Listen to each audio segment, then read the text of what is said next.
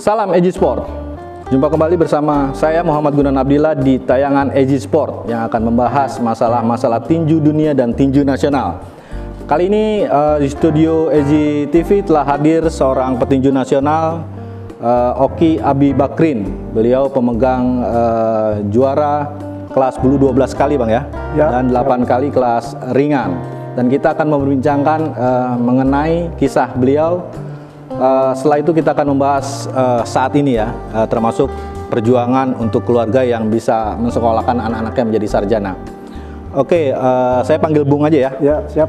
Oke, Bung Oki, bisa ceritakan awal mula terjun di dunia tinju dan akhirnya bisa memegang sabuk juara berturut-turut. Ada yang 13 kali, ada yang 8 kali.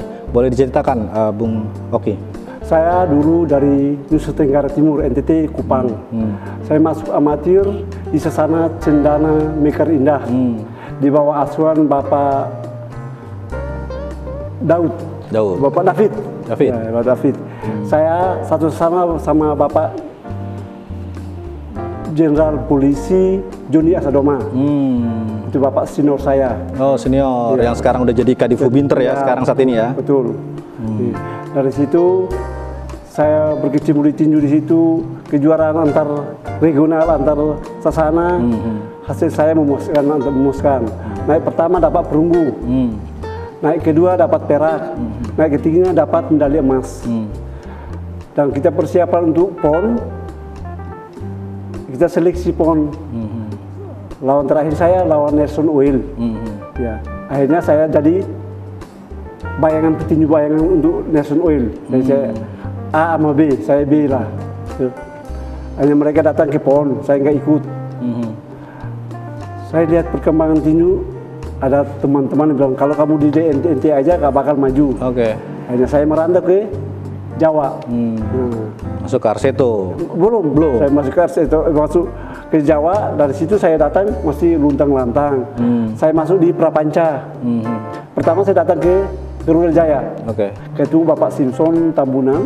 Pak Simpson bilang, udah kau usah jadi petinju kau. Kau sekolah jadi insinyur. Saya ketawa. Ya, saya pulang karena nggak ada tempat tinggal. Ada saudara orang sama-sama dari NTT di daerah Kuningan. Saya tinggal di situ. Saya cari ke sana Prapanca, ketemu di sana. Latihan kurang lebih 2 minggu. Karena saya bolak-balik, dia nggak ada asrama untuk tinggal. Saya dapat kabar dari ada teman yang bilang ada sasana tinju di Tangerang. Dia ada asramanya, pelatihnya orang NTT. Yang namanya Joni Ribeiro. Ya, saya menghadap ke sana. Dilihat, akhirnya saya bawa piagam saya, dibawa foto-foto petinju saya, ditunjukin, akhirnya masuk asrama di sana. Dan biaya tiap bulan dikasih 75.000, sama makan gratis dan latih gratis. Pertandingan di luar negeri yang terkesan dari Bung Oki, lawan siapa aja nih yang paling tangguh ini? Kalau di luar negeri itu saya yang baru bertinju profesional baru 3 kali. Saya udah bermain lawan penantang dunia, peringkat 2 dunia WBA, itu namanya Moon Sung Kil di Korea. Ya. KO waktu itu, abang?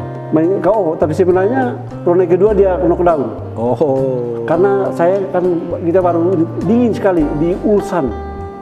Itu di perbatasan antara Rusia, Korea ya. Di pokoknya namanya Ulsan. Dingin sekali. Saya udah pakai sabuk tinju, saya suruh Bung Joni Ribeiro untuk buka lagi. Jadi cuaca yang membuat abang kalah. Saya dingin. Dari tinju kita beralih ke keluarga nih Bang. Saya dengar kan abang kan banyak sosok-sosok petinju kita juga dalam keadaan miris ya Bang ya. Tapi abang tetap bisa berjuang dan mensekolahkan anak-anak abang di sekolah-sekolah yang mahal. Ya sebelumnya di Al-Azhar, terus di putri pertama ada di Bakri, yang kedua kan di Binus. Itu Evan Afif. Jadi bisa ceritakan Bang perjuangan abang dari sosok petinju sekarang pelatih wasit ya sekarang ya. Nah ini bisa anak-anak abang bisa sampai sarjana, gimana ceritanya Bang? Ya, sejak saya waktu masih tinju ada simpanan, ya habis itu saya dapat istri yang juga bisa mengelola uang itu dengan baik. Hanya anak-anak saya juga, saya berpikir saya hanya seorang petinju, hanya lulusan SMA, setingkat SMA lah, karena SGO kan, setingkat SMA. Ya, kalau istri saya sarjana, sarjana perbankan, tapi dia nggak kerja, dia hanya bisnis. Nah dari situ kami ya kerjasama lah, dan saya juga untuk waktu tinju saya dapat orang-orang yang baik. Itu salah satunya itu Bapak Deli Singgi, Bapak Cipto. Jadi mereka itu orang baik yang selalu kalau saya minta bantuan mereka membantu saya. Jadi anak pertama, kedua ini telah menjadi sarjana Bang, sarjana. Sekarang sudah kerja di mana mereka tuh Bang? Yang cewek kerja di perusahaan yang kerjasama sama Net TV. Ya. Yang kedua? Yang kedua dia kerja di Shopee. Shopee online. Jadi ada yang di media, ada yang di toko online. Jadi emang. Tapi dia di Net itu bukan di Net TV-nya. Net itu anak perusahaan. Gitu. Untuk perusahaan produk ya, menjual produk itu. Mungkin ada pesan dari Abang untuk teman-teman petinju lain bagaimana bisa menghadapi persoalan ekonomi keluarga dan bisa menabung untuk masa depan keluarganya. Mungkin Abang ada pesan untuk para kawan-kawan petinju ini. Ya, untuk sahabat-sahabat tinju, terutama yang kita membuat suatu namanya KBTI, kita jangan menyerah. Walaupun kita seorang atlet tinju yang masih dianggap sebelah mata, tapi kita harus bangkit untuk anak-anak kita lebih maju ke depan. Jadi dari anak kita akan membawa kita lebih baik lagi, yang membawa nama kita bahwa oh ya dia mantan petinju, tapi anaknya bisa berhasil, bisa jadi sarjana. Jadi kita nggak usah untuk memalukan diri kita, tapi kita harus bangga bahwa kita harus berjuang. Yang perjuangan kita jangan kita kebawa ke jalan yang negatif, kita harus mencari jalan yang positif. Karena kebanyakan orang melihat oh petinju itu brutal. Iya. Padahal kita tinju itu olahraga yang saya lihat paling sportif untuk olahraga lain. Kenapa? Kita habis bertanding berdarah-darah. Sesudah ronde terakhir kita berpelukan sampai dibawa ke dua ring. Itu olahraga tinju yang saya alami. Jadi nggak pernah kita rasa dendam sampai dibawa ke luar ring, nggak ada. Itu untuk olahraga tinju, sportivitasnya lebih tinggi. Jadi sportivitas di tinju juga langsung ke keluarga dan ini juga langsung diterapkan ke masyarakat juga diterapkan. Iya betul. Untuk membangkitkan tinju kita nih untuk naik lagi Bang. Kalau menurut versi saya untuk tinju bangkit lagi itu sekarang karena manajemen itu yang kurang baik untuk negara kita. Manajemennya.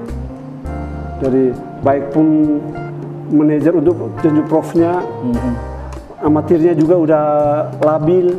Jadi untuk meningkatkan olahraga lebih prof, lebih bagus itu, dari kita sekarang berdoa untuk memajukan orang-orang yang cinta sama tinju. Kemarin ada promotor satu yang benar-benar itu harus kita ini membangkitkan. Saya nggak bisa sebutin, ada promotor muda yang harus kita dengan berbagai kompetisi lagi Bang ya. Jadi biar langsung bergairah kembali tinju Indonesia. Oke, terima kasih Bang Oki atas bincang-bincang kita, semoga bisa bermanfaat untuk teman-teman dan masyarakat Indonesia. Oke, demikian bincang-bincang saya dengan Bung Oki Abi Bakrin yang telah menginspirasi, semoga bisa tertular untuk kawan-kawan petinju Indonesia lainnya. Jadi di masa jaya dia kumpulkan uang, dan di masa tua anak-anaknya bisa merasakan uang dari tinju dan akhirnya bisa melahirkan anak-anak yang menjadi sarjana. Saya Muhammad Gunawan Nabila undur diri. Salam Edgy Sport.